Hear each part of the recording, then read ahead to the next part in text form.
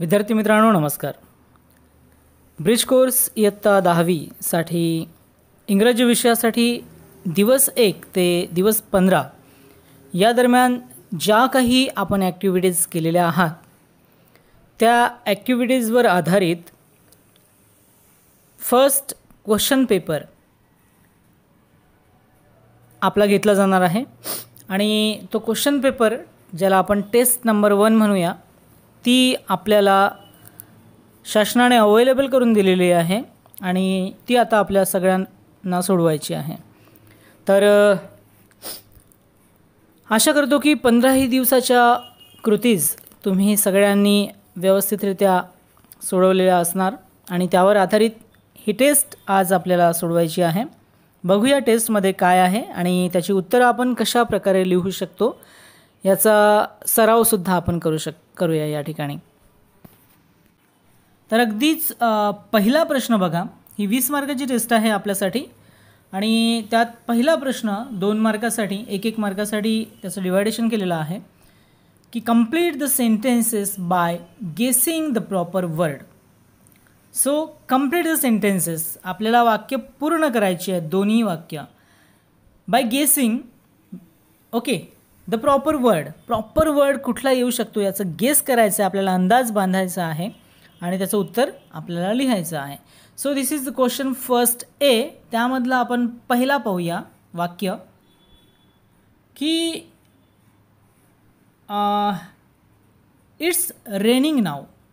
वाक्य बघा की it's raining now, we should open and.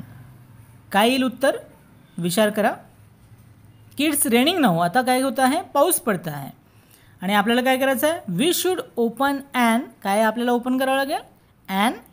Yes, umbrella. तुमचं उत्तर अगदी बरोबर आहे. तुम्ही गेस जे केलं होतं अम्ब्रेला ते याचं उत्तर राहील. ओके, आता दुसरा वाक्य आपण बघूया. Cut your coat according to your.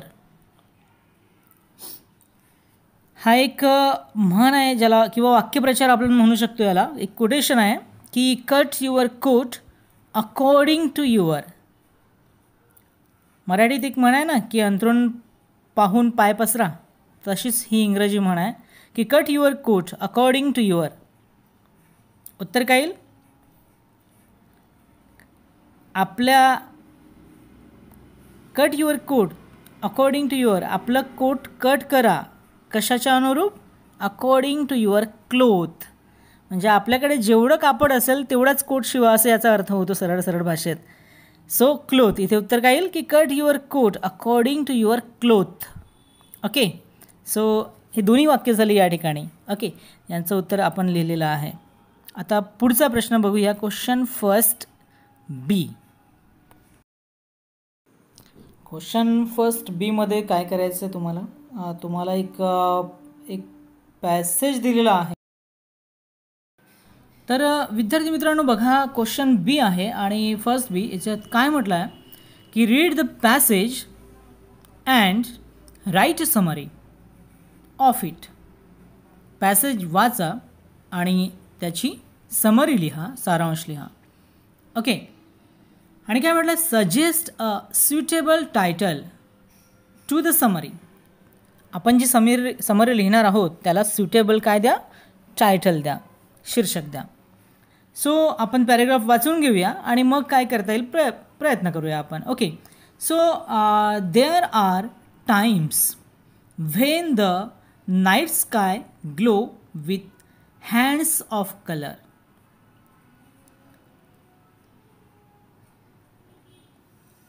The hands may begin as cloud shapes and then spread into a great arc across the entire sky. They may fall in folds like a curtain down across the heaven. The lights usually grows brighter then suddenly dim. During this time, the sky grows with pale.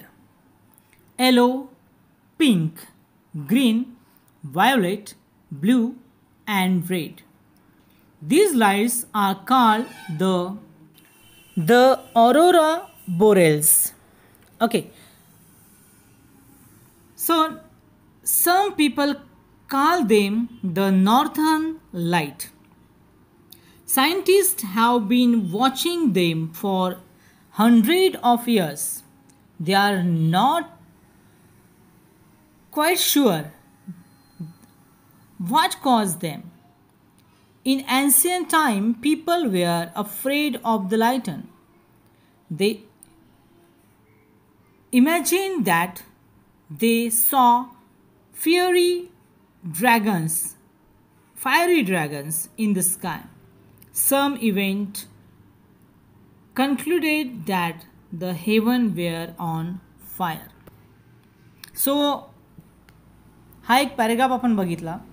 या पॅरेग्राफमध्ये संक्षिप्तरित्या आपल्याला लिहायचं आहे. या पॅरेग्राफमध्ये काय सांगितलं आहे की एक काळ असा होता की ज्या काळामध्ये काय होतं की अजूनही म्हणजे हँड्स ऑफ कलर म्हणजे वेगवेगळ्या प्रकारचे कलर्स आपल्याला आकाशात बघायला मिळतात, खूप असंख्य असे. ओके, आणि ते ढगांच्या मधून वगैरे आपल्याला दिसतात, ढगांच्या वेगवेगळ्या आकारामधून आपल्याला ते बघायला मिळतात. आणि इतक्या प्रचंड प्रमाणात की संपूर्ण आकाशाभर एक प्रकारचा आर्क तयार होतो आहे स्कायने, पूर्ण आकाश त्याने भरून जातो आहे. सो आणि मग ते खाली असं उतरताना आपल्याला दिसतं जसं काही एखादा पडदा असतो, ज्या पडदा आपण कर्टन जेव्हा सोडतो एखाद्या स्टेजचा एखाद्या कार्यक्रमाचा, तो जसा हळुवारपणे खाली उतरतो तसंच त्या ज्या आकृत्या आहेत, कलरफुल आकृत्या आकाशामधून चमकणाऱ्या, त्या खाली उतरताना दिसतात असं भास होतो आहे, जसं काही स्वर्गामध्ये आपण आहोत की काय. आणि द लाईटन्स सडनली ग्रोज ब्रायटर. अचानकपणे ते लाईट्स ब्रायटर होतात आणि अचानकपणे ते डीम होतात. अगदी कमी लाईट्स होते त्याच्यामधले. तर ड्युरिंग धिस टाईम, या दरम्यान काय झालं की ते चमकायचे, कधी निस्तेज व्हायचे, कधी चमकायचे. तर त्याच्यामध्ये कलर्स वेगवेगळे यायचे. कधी पिवळा कलर यायचा, कधी गुलाबी, कधी हिरवा, कधी जांभळा, ओके, कधी निळा, तर कधी लाल, असे वेगवेगळे कलर्स त्या ठिकाणी दिसायचे. आणि हे जे लाईट्स होते यांना एक नाव देण्यात आलेलं आहे आणि तो नाव आहे आत्ताच जे आपण बोललो की अरोरा बॅरेल. काही लोक त्याला नॉर्थर्न लाईट्स असं सुद्धा म्हणायचे. आणि सायंटिस्ट अजूनपर्यंत त्याच्या संदर्भात म्हणजे 100 वर्षापासून ते बघत आलेले आहेत ही गोष्ट. बट ते अजूनही काही शुअर नव्हते की नेमकं या लाईट्स दिसण्यामागे कारण कुठला होता. आकाशामध्ये हे चमकतात, वेगवेगळे रंग दिसतात, त्यामागे कारण कुठलं आहे त्यांनाही माहिती नाही. ओके, आणि जुन्या काळी काही लोक जे होते अशा लाईट्सना खूप घाबरायचे आणि त्यांना असं वाटायचं, ती कल्पना करायची की जणू कुणी एखादा आग ओकणारा ड्रॅगन जो आहे तो आकाशात फिरतो आहे. आणि कधी कधी तर लोकांनी असं निष्कर्षसुद्धा काढलेला होता की आकाशामध्ये जशी काही आग लागलेली असावी. ओके, सो हा आपला पॅरेग्राफ झाला आणि आता एकंदरीत पॅरेग्राफ तुम्हाला समजलेला आहे मराठीत. आणि आता आपल्याला समरी लिहायचं आहे. खरं तर समरी लिहिण्यासाठी पॅरेग्राफ सगळ्यात आधी समजणं महत्त्वाचं आहे की पॅरेग्राफमध्ये नेमकं काय आहे. ओके, तर आता शॉर्टकटमध्ये तुम्हाला संपूर्ण पॅरेग्राफ संक्षिप्त रूपात लिहायचं आहे. ते काय असेल, त्याचं उत्तर काय होईल. ओके, मी तुम्हाला सांगितलं आहे मराठी ट्रान्सलेशन, त्याचं आपल्याला संक्षिप्त रूप लिहायचं आहे आणि हेडिंग लिहायचं आहे. So what will be the heading. Heading काय असेल, 2 महत्त्वाची वाक्य इथे गेलेली आहेत, शब्द इथे गेलेले आहेत. ती हेडिंग असू शकतात. संपूर्ण पॅरेग्राफ ज्याच्यावरती आहे ते 2 नावं. एक म्हणजे द अरोरा बॅरेल्स किंवा द नॉर्थर्न लाईट्स. या 2पैकी कुठलंही एक नाव तुम्ही हेडिंगमधून देऊ शकताय. ओके, आणि आता पूर्ण संक्षिप्त रूप सारांश मी तुम्हाला लिहून दिलेला आहे, हे तुम्ही बघू शकताय आणि पाहू शकताय की कशा प्रकारचं उत्तर आपण लिहू किंवा तयार करू शकतो आहे. सो आता आपण बघूया क्वेश्चन सेकंड ए, ज्यात read the story carefully and answer the following question. खालील स्टोरी काळजीपूर्वक वाचा आणि दिलेल्या प्रश्नांची उत्तरं लिहा. An old man who had 5 sons was worried that his son would never learn to get along. He brought all of his sons together and ordered his servant to bring in a bundle of sticks. He said to his oldest son, "Break it." The son tried and tried, but even with all his might, he was unable to break the bundle. The other son also tried, but none of them was successful. "Untie the bundle," said the father. "Each of you take a stick." When they had done so, he called out to them, "Now break," and each stick was easily broken. "So you see my meaning," said the father. Moral of the story: working together gives strength. ही एक अगदी साधी सरळ कथा आहे जी तुम्ही ऐकलेली असेल की सगळे भाव मिळून भाव काम करत नसायची आणि वडिलाला त्यांचा विचार आला की हे पुढे जाऊन काय करतील म्हणून त्यांनी काही काठ्या घेतल्या, एकत्र बांधल्या आणि त्या मुलांना तोडायला सांगितलं. तर कुणीही तोडू शकत नव्हता, पण त्या काठ्या वेगवेगळ्या जेव्हा त्यांना तोडायला दिल्या तेव्हा सगळ्यांनी वेगवेगळ्या दिलेल्या काठ्या तोडल्या. आणि तेव्हा वडिलांनी म्हटलं की आता तुम्हाला कळलं असेल की एकीचं बळ काय असतं, एकीचं महत्त्व किती असतं. तर हेच आहे मॉरल स्टोरीचं की एकता जर असेल तर चांगलं काम आपण एकत्र मिळून करू शकतो आहे. Okay, so this was the story and the questions based on them are. So इथे अगदी पहिला प्रश्न जो दिला आहे सेकंड ए मधला तो आहे की read the above story and write your own opinion about in 3 or 4 sentences. वरील स्टोरी वाचा आणि 3 ते 4 ओळींमध्ये तुमचं स्वतःचं मत व्यक्त करा. So what will be the answer? काय उत्तर असू शकतो? तर आपलं उत्तर या पद्धतीने असू शकतो की the story is written about the strength of unity. Where it further wants to teach them the lesson of togetherness. Single stick was easily broken, but bundle was not. Thus, father succeed in his plan. Okay, so या प्रकारे उत्तर आपलं राहू शकतो. उत्तर देण्याचा आपण प्रयत्न करू शकतो किंवा आपण वेगळ्या पद्धतीने उत्तर तयार करू शकतो आहे. नेक्स्ट क्वेश्चन बघूया. आणि आता यातला सेकंड क्वेश्चन आहे की what type of story it is. ही कशा प्रकारची स्टोरी आहे? तर आपण म्हणू शकतो इट इज इन्स्पायरेशनल स्टोरी असं सुद्धा आपण म्हणू शकतो आहे. त्याच्यानंतरचा क्वेश्चन आहे की what is the moral of the story. तर आपल्या प्रश्नपत्रिकेतच उत्तर दिलेलं आहे की working together is give strength. हा त्याचा मॉरल आहे. तुम्ही आन्सरमध्ये लिहू शकता. आणि नेक्स्ट क्वेश्चन आहे की do you like to listen the stories and why. तर ऑब्वियसली की yes, I like to listen the stories because it sounds good. मला स्टोरीज ऐकायला आवडतात कारण त्या चांगल्या वाटतात ऐकताना. And teach some lesson of life, आणि काही आयुष्याचा धडासुद्धा ते आपल्याला शिकवत असतात. So in this way you can write your own answers. तुम्ही तुमची स्वतःची उत्तरं या प्रकारे लिहू शकता आहे. Okay, so question number 3 A, do as directed. काय आहे की write a sentence of expressing surprise. आणि क्वेश्चन सेकंड आहे की write a sentence of expressing happiness. म्हणजे आश्चर्य व्यक्त करणारी वाक्य आणि आनंद व्यक्त करणारी वाक्य, ज्या वाक्यातनं ते आनंद आणि आश्चर्य व्यक्त झालं असेल अशी वाक्य आपल्याला लिहायची आहे. तर आपली उत्तरं काय असू शकतात? बघा, मी प्रत्येकाची 2-2 उत्तर देण्याचा प्रयत्न या ठिकाणी केला आहे. तुम्ही तुमची उत्तरं या ठिकाणी तुमच्या मताने पण लिहू शकताय. सो इथे काही सरप्राईजची आणि हॅपीनेसची 2 वाक्य दिलेली आहे एक्सप्रेसिंग करणारी. तर तुम्ही सुद्धा तुमच्या प्रकारची अशी वाक्य तयार करू शकताय.